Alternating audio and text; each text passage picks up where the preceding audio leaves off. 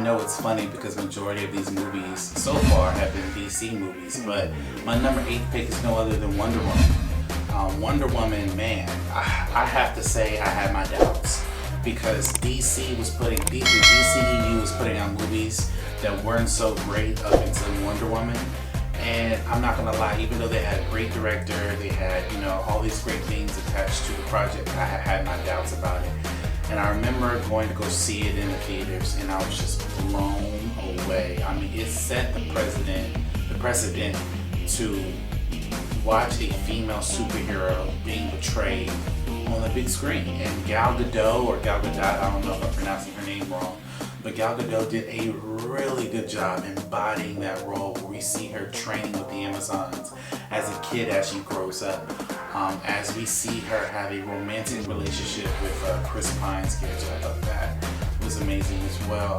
The comedic dynamics between those two was actually funny as well. To see her struggle with going to fight Ares in order to protect not only the world but also to leave her home place was actually really cool to see. There was a struggle there because her people didn't want her to leave. They felt like that war was a senseless war that she didn't need to engage in. And she was just like, this is something that she had to do, and she just went and did it. And there's this scene, I forget what the scene is called, but there's this scene where she's in the middle of the war and she's taking down everybody. Like, she only has a sword and a shield, and these people have like machine guns and No Man's Land, that's what it was. And she is wrecking shop in No Man's Land. Like, she's cutting people down, killing them. I was just like, oh my God, this movie is just phenomenal. Like, she is just a badass.